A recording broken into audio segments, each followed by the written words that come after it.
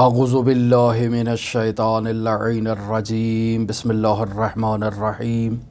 الحمد للہ رب العالمین الصلاة والسلام علی اشرف الانبیاء والمرسلین وعلی آلہ الطیبین الطاہرین المعصومین الذین اذہب اللہ عنہم الرجس وطہرہم تطہیرا اللہم صلی علی محمد وآل محمد اللہم اخرجنا من الظلمات الوہم واکرمنا بنور الفہم اللہم افتح علینا ابواب رحمتک وانشر علینا خزائن علومک برحمتک یا ارحم الراحمین۔ عزیزان محترم، ماہ مبارک رمضان کے ان بابرکت ایام میں ہماری آپ کے ساتھ گفتگو معرفت نفس کے عنوان پر جاری ہے، اور اب تک جو آپ کی خدمت میں گفتگو ہوئی معرفت نفس کی اہمیت بیان کی گئی کہ یہ بحث بہت ایک فوق العادہ قسم کی، بے نظیر قسم کی، نہایت ہی گراں قدر قسم کی بحث ہے کہ جو خدا شناسی اور اسلام شناسی میں ایک بہت ہی بنیادی حیثیت کی حامل ہے۔ لہٰذا معرفت نفس کی اہمیت کو اجاگر کرنے کے لیے ہم نے آغاز بحث میں 10 عدد مقدمات آپ کی خدمت میں بیان کیے، اور ان مقدمات کو بیان کرنے کا مقصد بنیادی یہی تھا کہ معرفت نفس کی اہمیت کو اجاگر کیا جا سکے تاکہ تمام افراد اس بحث میں توجہ سے، دقت سے، غور سے حاضر ہوں اور توجہ کریں کہ معرفت نفس کے باب میں اور اس بحث میں ہم آپ کے ساتھ کن موضوعات کو شیئر کرتے ہیں۔ یہ بطور معمول ہم بیان کر چکے کہ ایسے موضوعات ہیں کہ جنہیں عام روٹین میں بیان نہیں کیا جاتا، اور اگر کوئی شخص معرفت نفس کے موضوع کو اچھی طرح سے نہیں درک کر پاتا اور معرفت نفس کے باب میں کمزور ہے، تو یعنی اسلام شناسی میں کمزور ہے،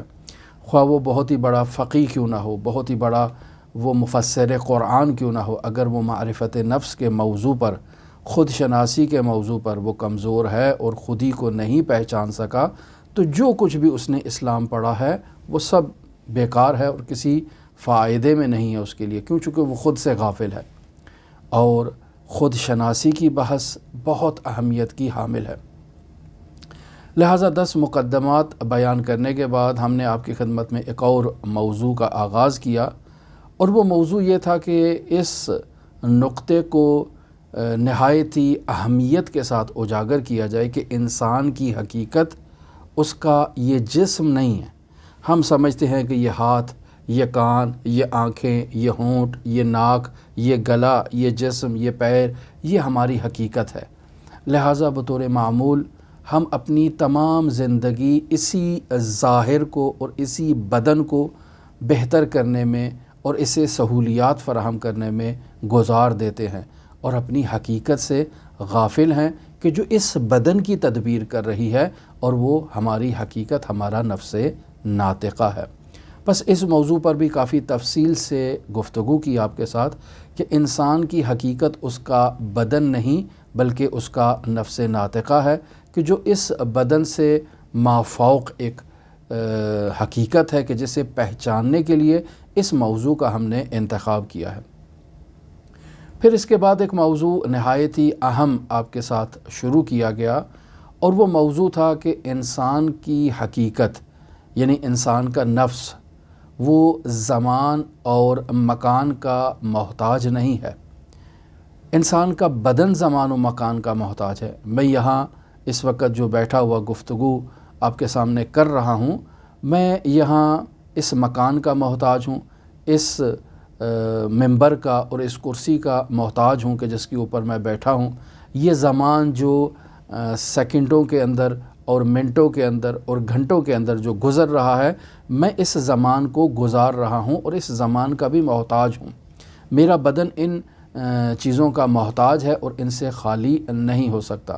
لیکن میری حقیقت جو ہے وہ مافوق زمان و مکان ہے۔ یہ ایک نہایت ہی اہم موضوع تھا جسے بیان کرنے کے لیے ہم نے خوابوں کی بحث کا تذکرہ کیا کہ خواب میں انسان اپنی اس حقیقت کو مشاہدہ کرتا ہے جو نہ تو زمان کی محتاج ہے نہ مکان کی محتاج ہے۔ مثلا انسان رات کو 10 بجے اپنے بستر پر آرام کے لیے لیٹ جاتا ہے، گھڑی پر الارم لگا دیتا ہے 10 بج گئے ہیں، اور الارم لگاتا ہے کہ صبح نماز تہجد کے لیے اس کو بیدار ہونا ہے۔ خوب، اب بستر پر رات کو 10 بجے سویا ہے، لیکن جیسے ہی اس کی آنکھ لگی اور وہ خواب میں چلا گیا تو مشاہدہ کرتا ہے کہ وہ دن کو 12 بجے حضرت امیر المؤمنین کے حرم میں موجود ہے۔ اب یہاں سوال ہو سکتا ہے کہ یہ تو اپنے گھر میں سویا تھا، کراچی میں سویا تھا، حیدرآباد میں سویا تھا، اپنے بستر پر سویا تھا، لیکن جب بیدار ہو رہا ہے تو کراچی میں نہیں ہے، یہ جب عالم رؤیا میں خود کو مشاہدہ کر رہا ہے تو کراچی یا حیدرآباد میں نہیں ہے، بلکہ یہ امیر المومنین کے حرم میں ہے۔ سویا تھا رات کو 10 بجے، لیکن عالم رؤیا میں دیکھ رہا ہے کہ یہ دن کو 12 بجے وہاں پر موجود ہے۔ خوب 1 گھنٹہ امیر المومنین کی وہاں اس نے زیارت کی اور پھر فوراً خود کو مشاہدہ کرتا ہے کہ یہ حضرت سید الشہداء علیہ الصلوۃ والسلام کے حرم میں مطہر میں موجود ہے، اور وہاں حضرت سید الشہداء کی زیارت کر رہا ہے۔ خوب، اب یہ بھی تو انسان کا نفس ہے کہ جو رات کو 10 بجے سویا لیکن 12 بجے امیر المومنین کے حرم میں ہے، اور پھر 12 کے بعد ایسا نہیں ہے کہ 1 بجے وہ حضرت سید الشہداء کے حرم میں ہو، نہیں، اسی وقت ہی وہ حضرت سید الشہداء کے حرم میں چلا گیا، بغیر کسی فاصلے کو طے کیے ہوئے، بغیر کسی زحمت کو اٹھائے ہوئے۔ زمان بھی اس کا جو ہے وہ محتاج نہیں رہا، اس کا نفس ناطقہ وہاں پر، اور مکان کا بھی محتاج نہیں ہے اس کا نفس ناطقہ، فوراً جگہ اس نے اپنی تبدیل کر لی۔ یہ مثالیں آپ کو مقدس مثالیں دے رہا ہوں، وگرنہ انسان جو عالم رؤیا میں جاتا ہے وہ اتنی اچھی جگہوں کا ہمیشہ جو ہے وہ سفر نہیں کرتا ہے۔ انسان کے اپنے جو خواب ہیں، اور خوابوں کی بات ہم آپ کی خدمت میں تفصیل سے بیان کر چکے کہ اس کے اسباب کو مد نظر رکھا جائے تو انسان کے خواب مختلف نوعیت کے ہوتے ہیں، اور انسان جس سبب سے گزر رہا ہے اسی قسم کے خوابوں کو مشاہدہ کرتا ہے، لیکن اس عالم میں بھی انسان کا جو نفس ناطقہ ہے وہ زمان اور مکان کا محتاج نہیں ہوتا ہے۔ یہ تفصیلی ہم نے آپ کی خدمت میں بحث کی۔ پھر اس کے بعد اب ہم آپ کے پاس جس موضوع کو لے کر آئے ہیں اور آئندہ اس موضوع پر گفتگو کرنا چاہتے ہیں وہ یہ ہے کہ انسان کے بدن کے اوپر انسان کی حقیقت یعنی نفس ناطقہ کے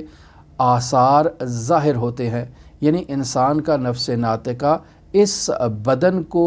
ایک ابزار کے طور پر، ایک آلے کے طور پر استعمال کرتا ہے، اور اپنی تمام تر توانائیوں کا اظہار اس بدن سے کرتا ہے انسان کا نفس ناطقہ۔ یہ وہ موضوع ہے کہ جس موضوع کو ہم آپ کے ساتھ آئندہ چند دن بیان کریں گے، لیکن اس میں سب سے پہلے جس نقطے کو آپ کے سامنے بیان کرنا چاہتے ہیں وہ نقطہ یہ ہے کہ یہ جو مقدس گھڑیاں ہیں، یہ جو مقدس مقامات ہیں، ان کی کیا اہمیت ہے۔ مثلا ہم اس وقت ماہ مبارک رمضان میں جو ہے وہ آپ کے ساتھ گفتگو بیان کر رہے ہیں۔ خوب، رمضان المبارک کا مہینہ بابرکت مہینہ ہے۔ اس بابرکت مہینے کو کیا فوقیت حاصل ہے اور کیا اہمیت حاصل ہے، یا اسی طرح رجب المرجب کا بابرکت مہینہ ہے، شعبان کا بابرکت مہینہ ہے، محرم کا مہینہ ایک بہت اہمیت کا حامل مہینہ ہے کہ جس میں انسان عزاداری کرتا ہے، حضرت سید الشہداء سے اپنا رابطہ قائم کرتا ہے، اسی طرح ذی الحج کا، اسی طرح دوسرے مہینے، یعنی ہر مہینے کو ایک اہمیت حاصل ہے۔ تو زمان ایک اہمیت کا حامل ہے، مکان مثلا انسان مسجد الحرام میں ہے، بیت اللہ کا طواف کر رہا ہے، مسجد النبوی میں ہے، انسان سید الشہداء کے حرم میں ہے، امام علی ابن موسیٰ رضا کے حرم میں ہے، اپنے علاقے کی اور محلے کی جامع مسجد میں موجود ہے۔ تو یہ جو مکان ہے ان کو قداست حاصل ہے، ان کو اہمیت حاصل ہے۔ تو یہ جو زمان اور مکان کو جو قداست حاصل ہے وہ انسان کے وجود میں اور انسان کی حقیقت پر کیا اثر چھوڑتی ہے۔ تو اس گفتگو کو آپ کی خدمت میں بیان کرنے سے پہلے اپنی تمام گزشتہ جو ابھی تک آپ کے ساتھ ہم گفتگو کر چکے اس میں لب مطلب یہ تھا کہ انسان کی حقیقت مادی نہیں ہے، بلکہ انسان کی حقیقت مجرد عن المادہ ہے۔ یہ ہاتھ، یہ پیر، یہ کان، یہ آنکھیں، یہ سب مادی ہیں، جبکہ انسان کی حقیقت یہ نہیں ہے۔ انسان اپنی حقیقت یعنی اپنے نفس ناطقہ سے ان چیزوں کو استعمال کر رہا ہے۔ بس انسان کی حقیقت مجرد ہے، یہ مطلب تو ہم اپنی آج تک کی گفتگو میں جو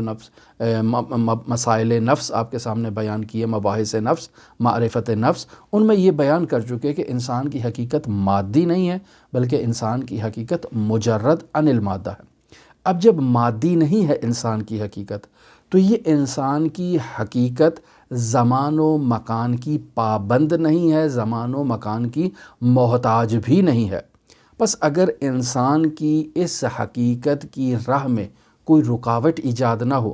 جیسے ایک پرندے نے پرواز کرنا ہے تو آپ اس کے پیر کے اوپر ایک اینٹ باندھ دیتے ہیں رسی سے۔ بسا اوقات بعض گستاخ لوگ اور بے ادب قسم کے لوگ اس طرح سے حیوانات کو اذیت کرتے ہیں، لیکن ہم یہاں صرف ایک مثال دینا چاہتے ہیں۔ ایک کبوتر ہے، اس نے پرواز کرنی ہے، آپ اس کے پیروں پر ایک اینٹ باندھ دیتے ہیں 10 کلو کی۔ اب وہ پرندہ ہے، اس اینٹ کو اٹھا نہیں سکتا ہے، توان نہیں رکھتا ہے، لہٰذا وہ پرواز نہیں کر پائے گا۔ اسی طرح انسان کی حقیقت جو مجرد عن المادہ ہے، اس حقیقت کے بارے میں بیان ہوا کہ یہ حقیقت زمان اور مکان کی پابند نہیں ہے، محتاج نہیں ہے، لیکن ہم دیکھتے ہیں کہ یہ حقیقت یہاں زمان و مکان کے اندر آ کر گرفتار ہو چکی ہے اور قید ہو چکی ہے۔ اب اگر اس حقیقت مجردہ نے زمان و مکان سے مافوق پرواز کرنا ہے تو عین اسی طرح جس طرح کبوتر کے پیر میں یہ اینٹ باندھی گئی ہے، تو جب تک انسان اس اینٹ کو کبوتر کے پیر سے نہیں کھولتا وہ پرواز نہیں کر سکتا۔ اسی طرح جب تک انسان کے نفس ناطقہ کے اوپر یہ جو پابندیاں لگا رکھی ہیں، یہ جو زنجیریں باندھ رکھی ہیں انسان نے، یا یہ جو اینٹیں باندھ رکھی ہیں، جب تک اسے انسان نہیں کھولتا، انسان اس زمان و مکان سے مافوق پرواز نہیں کر سکے گا۔ لہٰذا اگر انسان کا نفس ناطقہ جو مجرد عن المادہ ہے، اس کے راستے میں موجود جو رکاوٹیں ہیں، اگر انسان ان رکاوٹوں کو برطرف کرنا چاہے اور برطرف کرنے میں کامیاب ہو جائے، تو انسان کا یہ نفس ناطقہ جو مجرد عن المادہ ہے، تمام عوالم میں بیک وقت انسان کا یہ نفس ناطقہ حاضر ہو سکتا ہے، تمام عالم کی سیر کر سکتا ہے اور تمام عوالم میں حضور حاصل کر سکتا ہے اور حضور پیدا کر سکتا ہے اور موجود ہو سکتا ہے۔ لیکن ایسا ہوتا نہیں ہے۔ کیوں نہیں ہوتا ہے؟ چونکہ ہم مشکلات کا شکار ہیں۔ ہم نے ایسے ہی جیسے ایک کبوتر کے پیر میں زنجیر باندھی جاتی ہے، اینٹ باندھی جاتی ہے، ایسے ہی ہم نے اپنے پیر میں عالم مادہ کی رکاوٹوں کو جکڑ رکھا ہے اور ہمارا نفس ناطقہ اپنی حقیقت کی طرف متوجہ ہی نہیں ہے۔ جیسے آپ کی خدمت میں بیان کیا، رسول خدا صلی اللہ علیہ وآلہ وسلم فرما رہے تھے کہ الآن قیامتی قائم، میری قیامت تو ابھی قائم ہے، یعنی ابھی میں اس عالم قیامت میں موجود ہوں۔ کیوں؟ چونکہ حقیقت رسول خدا صلی اللہ علیہ وآلہ وسلم اس بدن کی محتاج نہیں ہے، اور حقیقت رسول خدا صلی اللہ علیہ وآلہ وسلم ان تمام عوالم میں بیک وقت موجود ہے اور حاضر ہے، لہٰذا اپنی قیامت کو مشاہدہ کر رہی ہے، سوال جواب کو مشاہدہ کر رہی ہے اور تمام چیزوں کو مشاہدہ کر رہی ہے، چونکہ رسول خدا صلی اللہ علیہ وآلہ وسلم اس عالم میں بھی موجود ہیں، اس عالم میں بھی موجود ہیں۔ لیکن ہم اس عالم میں موجود ہیں، اس عالم سے مافوق عوالم کو ہم جھانک کر بھی نہیں دیکھ سکتے اور ان کی طرف ہم متوجہ بھی نہیں ہیں۔ کیوں نہیں ہے؟ چونکہ ہمارے جو ہے وہ اس حقیقت مجردہ کو اس بدن کے اندر جو ہے وہ ایسے گویا کہ قید کر دیا گیا ہے، اور ہمارا یہ بدن رکاوٹ ہے، یہ گناہ رکاوٹ ہے، یہ جو دوسری وابستگیاں، دلچسپیاں اور یہ جو روابط ہیں، یہ رکاوٹیں ایجاد کرتے ہیں تاکہ ہمارا نفس ناطقہ جو ہے وہ اپنی حقیقت کی طرف متوجہ نہ ہو۔ تو گویا کہ انسان نے اپنے ارد گرد جو موانع ایجاد کر رکھے ہیں، جب تک انسان ان موانع کو برطرف نہیں کرے گا، اپنی خودی کی طرف متوجہ نہیں ہوگا، اپنی خودی کو پر رنگ نہیں کرے گا، انسان اس زمان و مکان سے مافوق نہیں جا سکتا۔ صرف عالم رؤیا میں ہی انسان زمان و مکان سے مافوق ہو سکتا ہے۔ بس اگر آپ تصور کریں کہ میں وہ شخص کہ جو رات کو بستر پر سوتا ہوں تو زمان و مکان کا محتاج نہیں ہوتا، اور کبھی نجف ہوتا ہوں، کبھی میں جو ہے وہ کسی دوسرے ملک چلا جاتا ہوں، کبھی میں مسجد الحرام چلا جاتا ہوں اور پوری دنیا کی میں سیر کرتا ہوں، لیکن میرا بدن یہاں جو ہے وہ بستر پر موجود ہے۔ یہی کیفیت جو عالم رؤیا میں میرے ساتھ ہوتی ہے، اگر یہی کیفیت میں چاہتا ہوں کہ اس دنیا میں میرے ساتھ موجود ہو، اور میں اسی طرح سے میری حقیقت جو ہے وہ ان تمام عوالم کی سیر کرے، تمام مقامات کی سیر کرے، تمام جگہوں پہ گھومتی جائے، صرف اس عالم مادہ میں نہیں بلکہ مافوق عالم مادہ جتنے عوالم ہیں ان عوالم کو درک کر سکے، یعنی عالم مثال کو اس دنیا میں ہوتے ہوئے درک کر سکے، پھر عالم مثال سے مافوق جو عوالم ہیں ان کو درک کر سکے۔ تو اس کے لیے مجھے کیا کرنا چاہیے؟ اس کے لیے میری ذمہ داری یہی ہے کہ جو شریعت مقدسہ مطہرہ اسلامیہ میں تعلیمات میرے لیے بیان کی گئی ہیں، میں ان تعلیمات پر عمل کروں۔ پس انسان کی حقیقت کا اپنے بدن کے ساتھ ہونا یہ اس کے لیے ضروری ہے۔ انسان اپنے بدن کو ترک نہیں کر سکتا۔ انسان اپنے بدن کے ساتھ اس کا نفس ناطقہ اس بدن کی تدبیر کرنے کا پابند ہے، لیکن انسان کا نفس ناطقہ دور سے بھی اس بدن کی تدبیر کر سکتا ہے۔ ضروری نہیں ہے کہ انسان کا بدن جو نفس ناطقہ ہے وہ اس بدن کے ساتھ ہی ہو، دور بھی ہو سکتا ہے اور اس کی تدبیر کر سکتا ہے، جیسے عالم رؤیا میں یا عالم خواب میں انسان کا نفس ناطقہ جب قبض کر لیا جاتا ہے تب وہ اس بدن کی تدبیر کرتا ہے۔ لہٰذا انسان کی باقی عوالم کی دید میں، مشاہدہ کرنے میں جو رکاوٹ ہے، ہمیں اس رکاوٹ کو برطرف کرنا ہے اور اپنی حقیقت کو، جو حقیقت مجردہ ہے، اس کو نورانی کرنا ہے تاکہ تمام عوالم کی نورانیت کو مشاہدہ کر سکیں۔ لہٰذا ان موانع کو دور کرنے کے مختلف راستے آپ دیکھیں کہ اسلامی تعلیمات میں بیان کیے گئے ہیں۔ انہی راستوں میں سے ایک راستہ یہ ماہ مبارک رمضان کا راستہ ہے، اور ماہ مبارک رمضان میں روزے یعنی صیام ایک بہترین عبادت الہی ہے۔ روزہ خود ایک ایسی عبادت ہے کہ ایک دفعہ روزہ عام عادی عوام الناس کا ہوتا ہے، ایک دفعہ یہ روزہ عوام الناس سے ہٹ کے مافوق مرتبے میں جاتا ہے جسے روزہ خواص کہتے ہیں، اور ایک مرتبہ یہی روزہ اور بلند ملکوتی مقام پر پہنچتا ہے جسے روزہ خاص الخاص کہا جاتا ہے، اور اس موضوع پر ہم آپ کے ساتھ گفتگو پہلے بیان کر چکے ہیں۔ لہٰذا انسان کی یہ توجہ ہونی چاہیے کہ اپنی حقیقت کو اس روزہ عوام سے باہر نکالے، روزہ خاص میں لے کر آئے، روزہ خاص سے باہر نکالے، روزہ خاص الخاص میں اپنی حقیقت کو لے کر جائے، اور پھر انسان اس روزہ خاص الخاص میں اس ماہ مبارک رمضان کے ملکوت کو مشاہدہ کرے گا، اس کی حقیقت کو مشاہدہ کرے گا، اور اس حقیقت کو مشاہدہ کرے گا کہ وہ اس بابرکت مہینے میں روزہ رکھ کے کس قدر ملکوت کی طرف پرواز کر رہا ہے اور کس قدر بلند مقام پر پہنچ رہا ہے۔ بطور معمول ہمارا روزہ بھوک اور پیاس پر مشتمل ہوتا ہے۔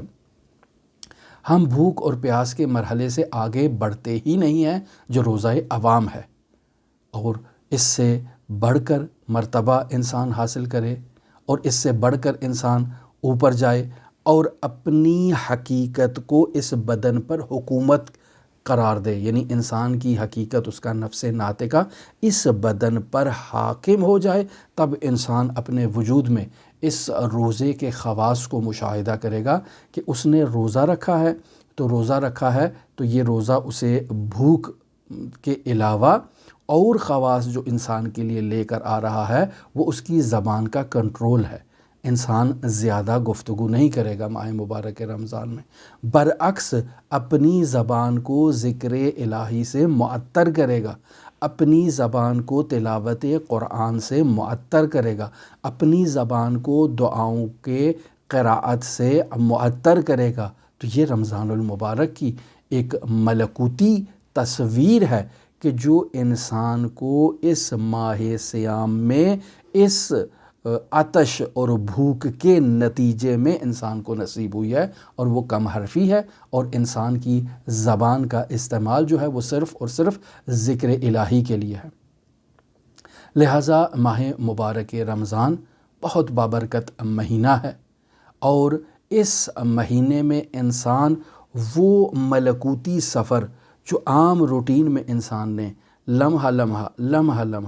لمحہ طے کرنا تھا، اس ملکوتی مہینے میں انسان وہ سالوں کا سفر سیکنڈوں میں طے کرتا ہے اور فوراً ملکوت کی طرف پرواز کرتا ہے۔ لہٰذا یہ مہینے بہت اہمیت رکھتے ہیں۔ مثلاً روایات میں آپ دیکھیں ماہ رجب المرجب کی اہمیت کو مشاہدہ کر لیں، ماہ شعبان المعظم کی اہمیت کو مشاہدہ کر لیں، ماہ رمضان المبارک کی اہمیت کو مشاہدہ کر لیں، تو ان مہینوں کی عظمت اور اہمیت اور انسان کے نفس ناطقہ پر ان مہینوں کے آثار جو مرتب ہوتے ہیں اس کی طرف اگر توجہ کریں تو یہ بات بخوبی انسان کے لیے واضح اور عیاں ہو جائے گی کہ زمانوں میں سے بعض زمان ایسے ہیں، اوقات ایسے ہیں جہاں انسان سالوں کا سفر، صدیوں کا سفر سیکنڈوں میں، منٹوں میں، لمحوں میں یوں طے کر کے انسان ملکوت اعلیٰ کی طرف پرواز کرتا ہے۔ بس یہ واضح بات ہے روایات کی روشنی میں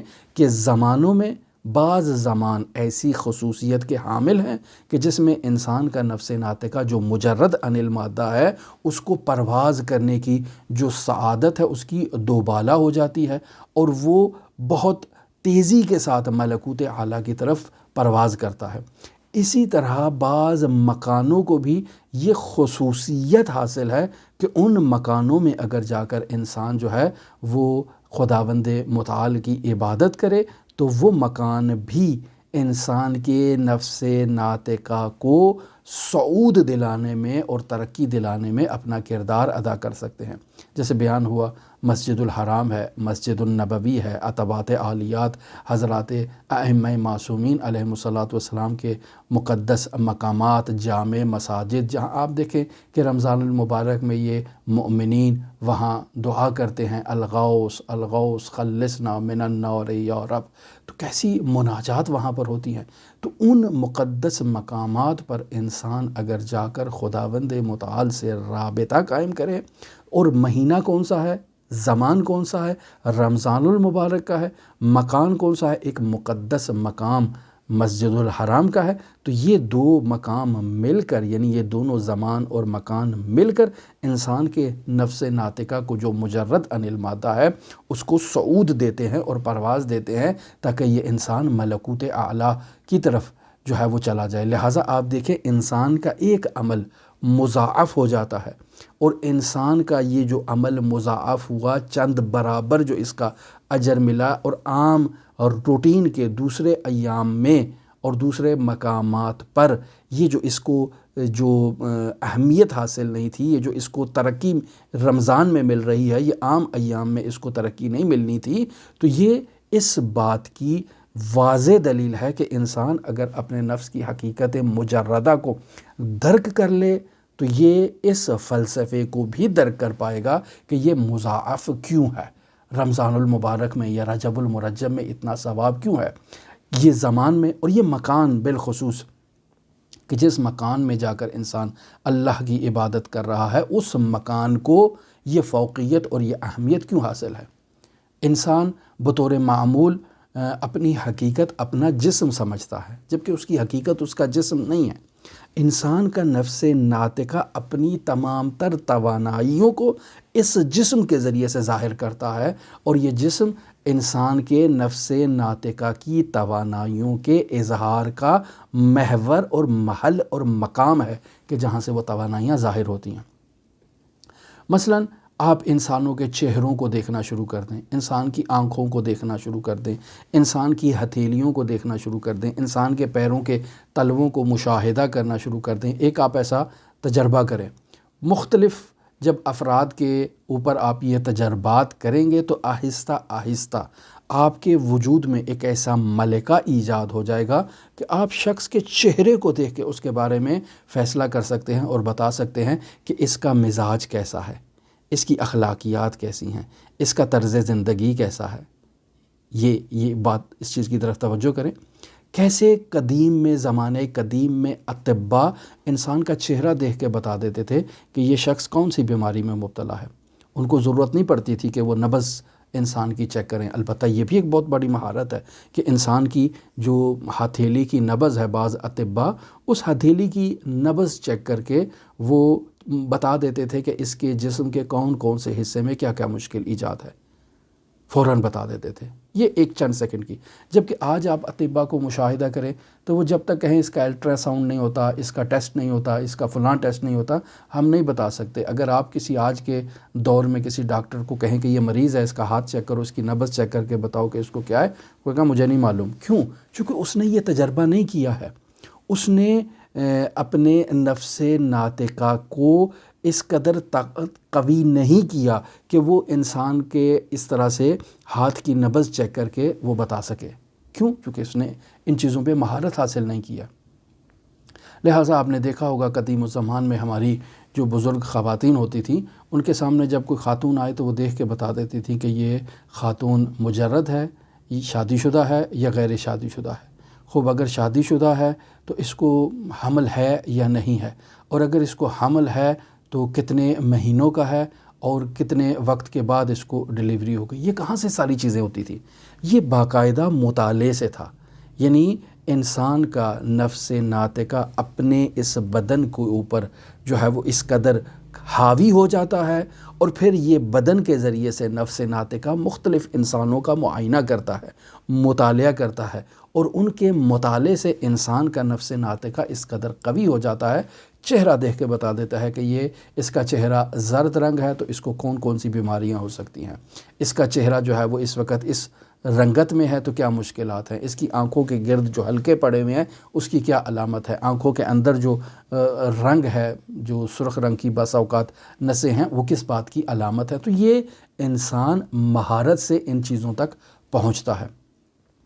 تو یہ انسان کے نفس ناطقہ ہے کہ جو اس بدن کو استعمال کرتا ہے اور اس قسم کی مہارتیں حاصل کرتا ہے. بس یہ تمام مادی اعضاء جو انسان کو عطا کیے گئے ہیں خداوند متعال سے، یہ مادی اعضاء در واقع نفس ناطقہ کی خدمت میں ہیں، اور نفس ناطقہ اپنی توانائیوں کا اظہار کرتا ہے ان مادی اعضاء سے. اور اگر انسان ان مادی اعضاء کو اسلامی تعلیمات کے مطابق ڈھالے تو اب اس سے انسان کا نفس ناطقہ ملکوتی ہو جائے گا. اور بالخصوص ان مقدس مہینوں میں جو مقدس زمان ہیں، اور ان مقدس مکانوں میں جو مقدس پلیس ہیں، جیسے مسجد الحرام، مسجد النبوی، ان زمان و مکان میں انسان خود کو حاضر کرے اور پھر اپنے نفس ناطقہ کو انسان اسی طرح سے تجربہ دے تو انسان کا نفس ناطقہ ملکوت اعلیٰ کی طرف پہنچ سکتا ہے. تو بس انسان کو ضرورت ہے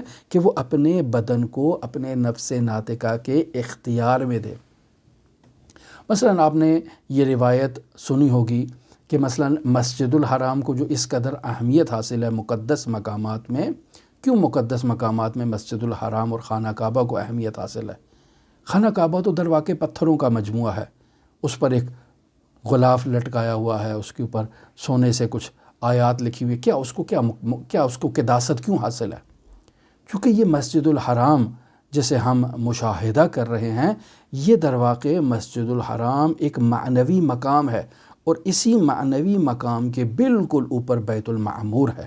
اور روایات میں ہے کہ اسی مسجد الحرام کے بالکل اوپر چوتھے آسمان پر ایک بیت المعمور ہے، ایک مسجد ہے جو زمرد اور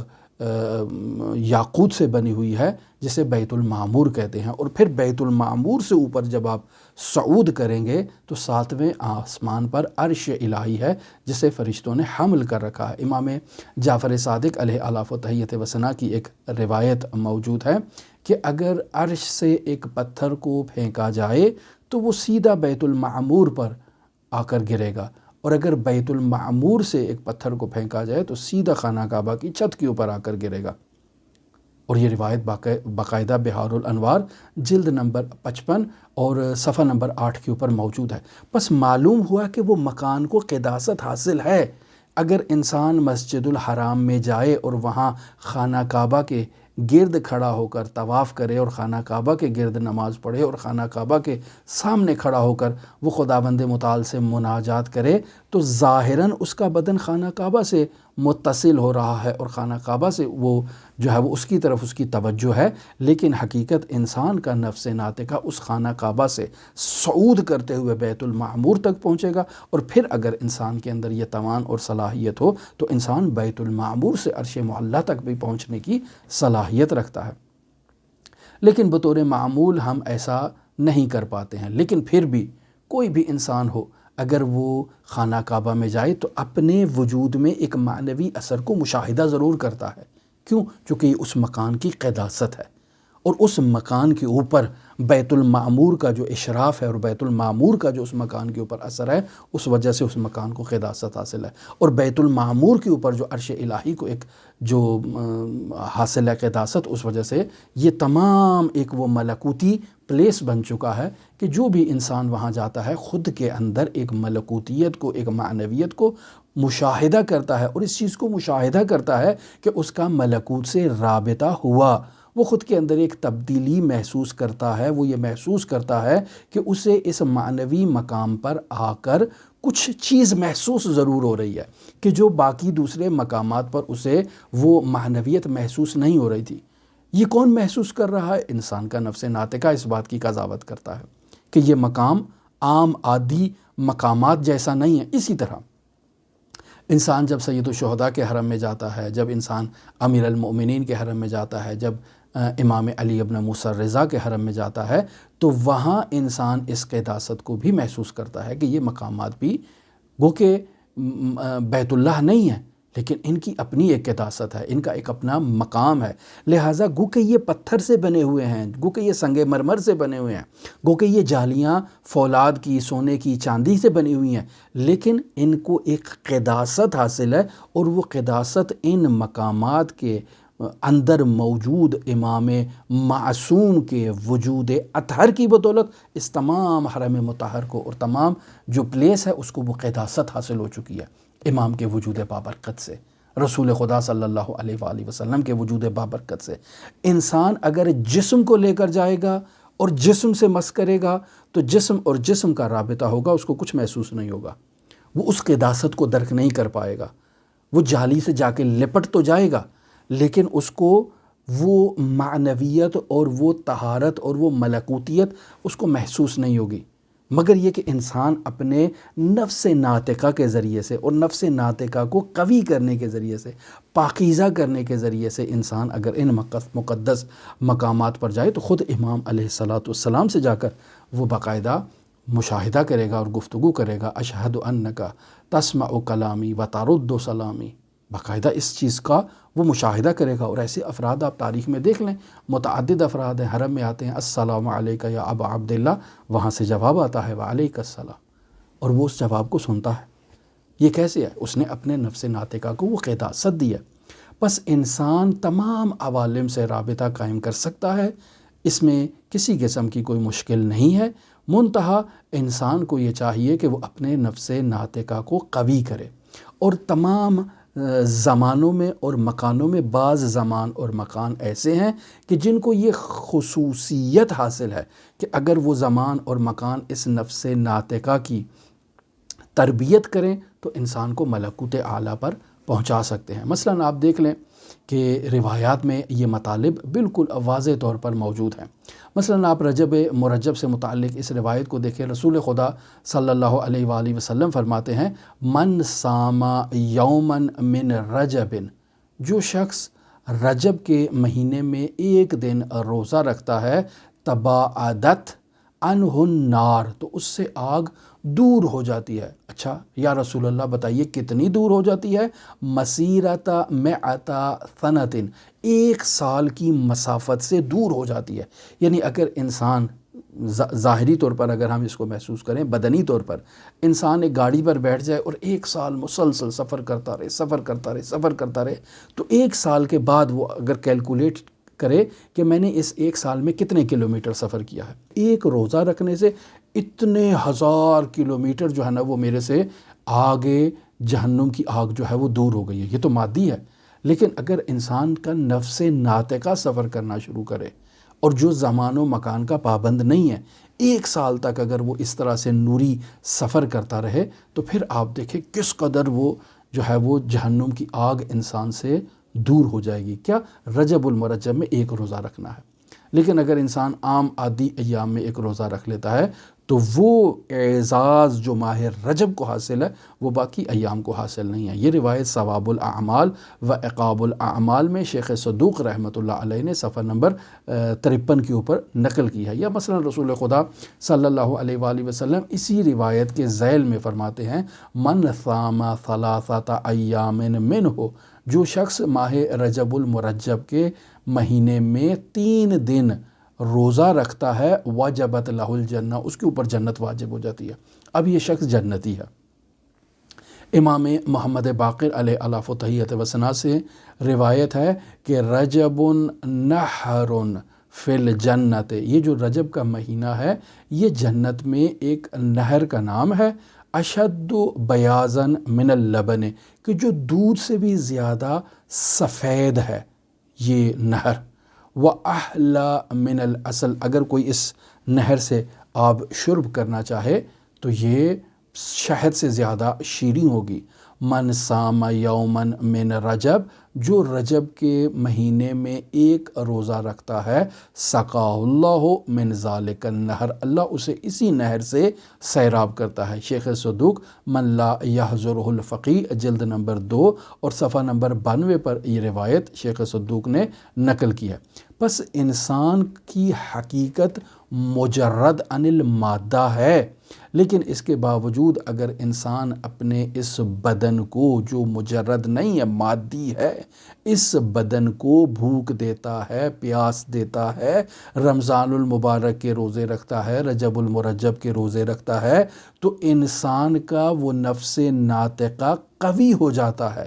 چونکہ نفس ناطقہ کے اختیار میں یہ بدن دیا گیا ہے، اور اس بدن کے روزہ رکھنے سے وہ نفس ناطقہ قوی ہوگا، اور اگر یہ بدن روزہ نہیں رکھتا تو وہ نفس ناطقہ اس قوت میں نہیں آتا ہے۔ پس روزہ رکھنے سے نفس ناطقہ قوی ہوگا، روزہ نہ رکھنے سے، کھانا کھانے سے، زیادہ انواع و اقسام کی طعام کو چکھنے سے، زیادہ انواع و اقسام کے جو شربت، پانی اور جوسز اور ان چیزوں کو پینے سے یہ نفس ناطقہ انسان کا تو کمزور ہوگا، کیوں؟ چونکہ انسان کے بدن کو تقویت مل رہی ہے۔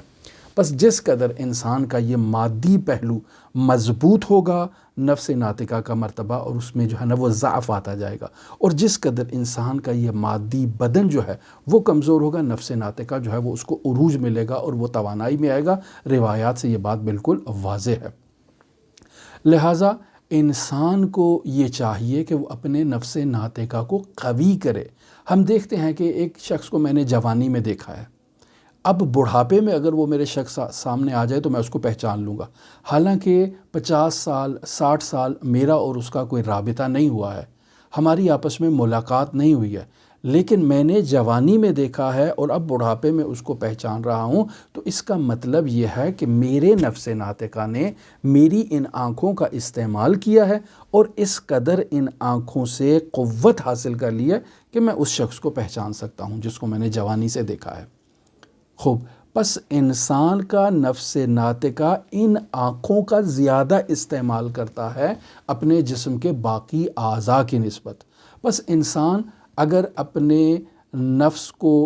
قوی کرنا چاہتا ہے تو اسے یہ چاہیے کہ اس کا نفس ناطقہ جو مجرد عن المادہ ہے اس کو قوی کرنے کے لیے اس بدن کے جو اعضاء ہیں یا اس بدن کے جو لوازمات ہیں اس میں انسان اپنے اس بدن کو ریاضت دے، اپنے اس بدن کو مشقت دے۔ یہی ریاضتیں، یہی مشقتیں جو شریعت مقدسہ مطہرہ اسلامیہ میں بیان ہوئی ہیں، مثلا رجب کا روزہ رکھنا، مثلا شعبان کا روزہ رکھنا، مثلا رمضان المبارک کا روزہ رکھنا، مثلا انسان رمضان المبارک کے روزے اگر بیت اللہ الحرام میں جا کر انجام دیتا ہے، مسجد حرام میں جا کر انجام دیتا ہے، اگر انسان یہی رمضان المبارک کے روزے مشہد المقدس میں رکھتا ہے، یا انسان یہی حرم حضرت ابی الفضل العباس امام حسین کے حرم کے قریب رکھتا ہے، تو اب آپ دیکھیں کہ یہ مقدس مکانات کی قداست، ماہ مبارک رمضان کی قداست، یہ دونوں آپس میں ضمیمہ ہو جائیں گی اور انسان کے اس نفس ناطقہ کو عروج دیں گی اور کمال عطا کریں گی۔ لہٰذا ان مہینوں کو جو ہے وہ ان کی اہمیت کو مد نظر رکھیں، خداوند متعال ہمیں یہ توفیق دے، یہ سعادت دے کہ ان مقدس مہینوں میں، اور بالخصوص ان مقدس مہینوں میں یہ جو لیالی قدر ہیں، یہ رمضان المبارک کی جان ہے۔ اور پھر دیکھ لیں کہ رمضان المبارک میں اگر انسان لیالی قدر میں بھی ہو، اور یہ لیالی قدر بھی انسان کسی مقدس مقام پر گزارے، اور پھر اپنے نفس ناطقہ کو قوی کرے انسان، تو دیکھیں کیسے انسان کا نفس ناطقہ ملکوت کی طرف متوجہ ہوتا ہے۔ اور جس قدر انسان اپنے نفس ناطقہ کی تربیت کرے گا اور اسے مضبوط کرے گا، انسان کے سامنے یہ تمام عوالم جو ہے وہ یکساں ہو جائیں گے۔ انسان زمان و مکان کی قید سے باہر نکل آئے گا، اور بیک وقت انسان تمام عوالم میں حاضر ہو سکتا ہے۔ خداوند متعال ہمیں توفیق دے کہ ہم اپنے نفس ناطقہ کی تربیت کریں، اسے مضبوط کریں، اور الہی اسلامی تعلیمات جو قرآن و اطرت نے بیان کی ہیں ان کے مطابق ہم اپنے نفس ناطقہ کو ملکوت کی طرف متوجہ کرتے ہوئے اعلیٰ مقام حاصل کر سکیں، خداوند متعال کا قرب حاصل کر سکیں، خداوند متعال کی معرفت حاصل کر سکیں۔ اس مقصد کے لیے میں دعاگو ہوں حضرت امام علی ابن موسیٰ الرضا علیہ الاف و تحیت و ثنا کی نورانی بارگاہ میں کہ امام علی ابن موسیٰ الرضا مجھے بھی اور آپ کو بھی یہ توفیق دیں کہ ہم اس نفس ناطقہ کی تقویت میں ان مقدس مہینوں کو اور ان مقدس ایام کو، مقدس مقامات کو بخوبی استعمال کر کے بخوبی اس سے فائدہ مند ہو سکیں۔ خداوند متعال آپ سب کی توفیقات میں اضافہ فرمائے اور آپ کی تمام مشکلات کو برطرف فرمائے، بحق علی ابن موسیٰ الرضا علیہ الاف و تحیت و ثنا۔